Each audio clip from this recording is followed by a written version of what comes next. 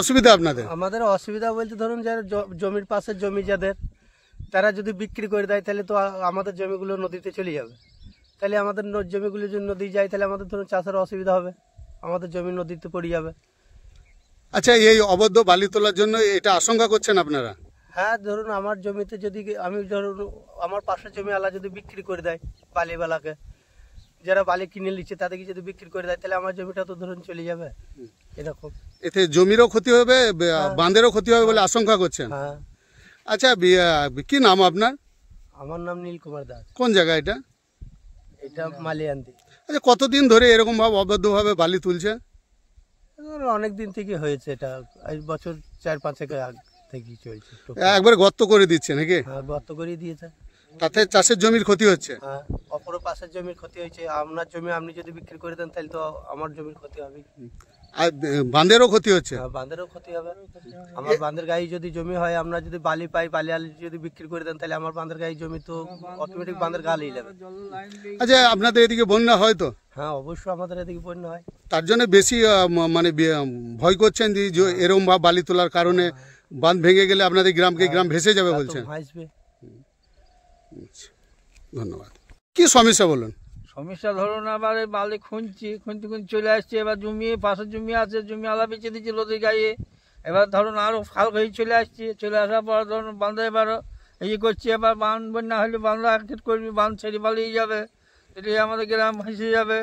এই ক্ষতি আমাদের চাষের জমি এবং বানও ভেঙে যাবে বলছেন? হ্যাঁ, চাষের জমিও যাবে, অথচ আমাদের গ্রামও যাবে, গ্রামও ভেসে যাবে। এই ব্যাপারে কি আপনারা প্রশাসনকে জানিয়েছিলেন?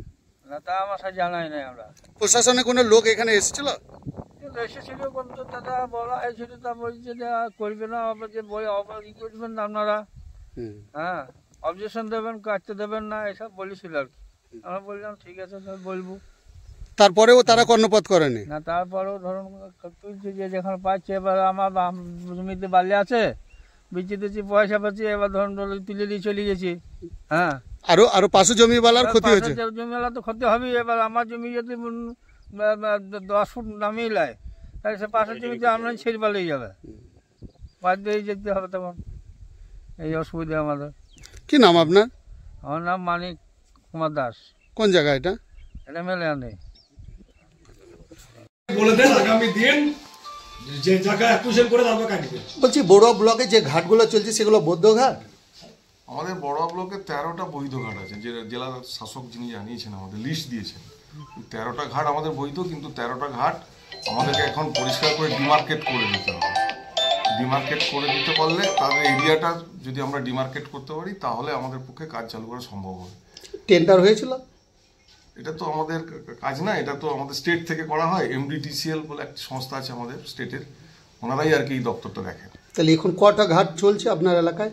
আমার এলাকায় আমার কাছে যা খবর আছে, এখানে আগরওয়াল বলে একজন, কৃষ্ণ আগরওয়াল এবং প্রদীপ আগরওয়াল, এদের যৌথ নামে 4টি ঘাট আমার কাছে বৈধ আছে, এখন পর্যন্ত লিস্ট আছে। এবং মড্ডাতে একটা ঘাট আছে, আর একটা ঘাট আমি পেয়েছি, 6খানা ঘাটের আমি কাগজ পেয়েছি।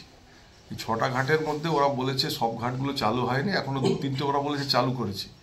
তো যদি কোনো ঘাট অবৈধভাবে চলে তার জন্য আমি রিস্কে যাব না, আমি সমস্ত ঘাট বন্ধ রাখছি। মঙ্গলবার থেকে আমি ভিজিট করার পর একটার পর একটা দেখে সঠিক হলে চলবে, না হলে বন্ধ থাকবে। আমাদেরকে গ্রামবাসীরা অভিযোগ করেছে যে ঘাটের পারমিশন দেওয়া আছে, কতটা পরিমাণে সেখান থেকে বালি তুলতে পাবে? হ্যাঁ, আমাদের ঘাটের প্রত্যেকটা ঘাটের একটা নির্দিষ্ট এরিয়া করা আছে, স্পেসিফিক করা আছে, এবং সেখানে প্লট নাম্বার বলা আছে এবং কোনো প্লটের পার্ট বা হোল সবই বলা আছে। সেগুলো আমাদের দেখতে হবে। এখন আমাদেরকে অ্যাকচুয়ালি নদী গর্ভে গিয়ে ঘাটগুলোকে মানে প্লটগুলোকে মেজারমেন্ট করতে হবে সঠিকভাবে, করে বলতে হবে সে সঠিক ঘাটে কতটা তার এরিয়া, সেই এরিয়া অনুযায়ী সে কাটছে কিনা, সেগুলো আমরা দেখে নেবো আস্তে আস্তে। গ্রামবাসীরা অভিযোগ করছিল বাঁধ কাটা হচ্ছে, বাঁধ কাটা হচ্ছে, তার জন্যই সেই এলাকাটা হচ্ছে বন্যা এলাকা, প্রায় বছরই বন্যা হয়, তার জন্য তারা আশঙ্কা করছে চাষের জমি এবং তাদের গ্রাম ভেসে যাবে বলে এরকম আশঙ্কা করেছে, অভিযোগ করছে গ্রামবাসীরা। কি বলবেন আপনি? একেবারে 100 মিটারের মধ্যে যদি কোনো বালি কাটা হয় সেগুলো তাহলে অন্যায় হচ্ছে, এবং ওই জন্য আমি বলছি আপাতত বন্ধ থাকে এগুলি। কে কোথায় কাটছে, কোথায় কি করছে, আমরা প্রত্যেকে আমাদের জেলা প্রশাসন মানে সহযোগিতায়, আমাদের ব্লকে যারা আছেন MLA সাহেব তাদের নেতৃত্বে একটা টিম থাকবে, ব্লকের মধ্যে আমি থাকবো, পুলিশ থাকবে, পুরো টিম নিয়ে গিয়ে আমরা দেখবো সঠিক যেটি হবে সেগুলোই চলবে, বাকিগুলো বন্ধ থাকবে। আচ্ছা, আপনাকে কি কেউ হুইপ জারি করছে? এর আগে যেটা শুনলাম 21শে জুলাই নাকি আপনার অফিসে তালা লাগিয়ে দিয়েছিল, এরকম কেউ? 21শে জুলাই একটা উপলক্ষে কি একটা চাঁদার ব্যাপার ছিল, সেই চাঁদাটা বোধহয় সঠিকভাবে উনি পাননি, তাই একটা অফিসকে বন্ধ করে দেওয়া হয়েছিল সাময়িকভাবে। কিন্তু আমি আসার পর আমার সঙ্গে মিট না করে এটা হয়েছে, আমার খুব দুঃখ লেগেছিল যে আমার সঙ্গে না মিট করেই এটা হয়েছে। পরবর্তীকালে ওটা মিটে যায়। পরবর্তীকালে কি তৃণমূলের প্রতিষ্ঠা দিবস উপলক্ষে একটা চাঁদা চেয়েছিল, আমাদের বোধহয় সবাই মিলে পকেট থেকেও কিছু করে চাঁদা দিয়েছে, মাইনে থেকে দিয়ে ওটাকে করা গেছে। কিন্তু এখন অবধি আর কোনো চাঁদা আমার কাছে দেওয়ার মতো নেই, কারণ চাঁদার স্কোপ তো আমাদের মাইনে থেকে তাহলে সব দিন দিতে হবে। যে আপনাকে কি কেউ এই এলাকার মধ্যে কেউ কি হুইপ জারি করছে, এরকম একটা আশঙ্কায় ভুগছেন আপনি? হ্যাঁ, কিছু ব্যক্তি তো আছেন, একজন ব্যক্তি তো আছেন, আমি নাম করছি না, উনি তো প্রায়ই আসেন আমার কাছে এবং টাকা পয়সা চান এবং ঘাটগুলোর ব্যাপারে বা এখানে চেকপোস্টগুলি চলে যেগুলো মাননীয় এডিএম সাহেবের নির্দেশে চলে, সেই সমস্ত চেকপোস্টের কত কি টাকা ওনাকে দেওয়া হচ্ছে না বা ইত্যাদি। হ্যাঁ, এখানে অনেক টাকায় নাকি উনি সরকার কম পাচ্ছে, আমি জানি না উনি সরকারের ব্যাপারটা কতটা লক্ষ্য রাখেন, কারণ সরকারের কালেকশন যথেষ্ট ভালো হচ্ছে এবং আমরা আগামী দিনে যদি আমাদের যে টার্গেট আছে প্রিভিয়াস যত বছরে যা কালেকশন ছিল সেটাকেও ছাপিয়ে যেতে পারবো, আমরা যে একটা নিয়েছি কর্মপদ্ধতি গ্রহণ করছি। এই হুইপ জারির ব্যাপারে কি আপনি আপনার উদ্ধত্ত কর্তৃপক্ষকে জানিয়েছেন? আমি তো ঊর্ধ্বতন কর্তৃপক্ষ বলতে গেলে আমার মানে একই র্যাঙ্কের যে অফিসাররা আছেন জেলায় তাদেরকে জানিয়েছিলাম, যারা এই সমস্ত বিষয়গুলো দেখে, মাইনর মিনারেলসটা দেখে। তো বললো দাদা একটু ঠিকঠাক করে দেখো, তারপরে যদি কোনো অসুবিধা হয় জেলায় যাও। তা আমি তো হঠাৎ করে ব্যাপারটা এডিএম সাহেবের কানে আনিনি, দেখছি এটা যদি লোকাল এমএলএ সাহেব আছে সবাই মিলে যদি একটা মিটিয়ে নেওয়া যায়, সুষ্ঠুভাবে যদি ব্লকটা চালানো যায় দেখছি, তাহলে আমি ঊর্ধ্বতন কর্তৃপক্ষের কাছে অবশ্যই যাবো। আজকে এমএলএ সাহেব, সভাধিপতি অনেকেই এসছেন, কি বললেন ওনারা?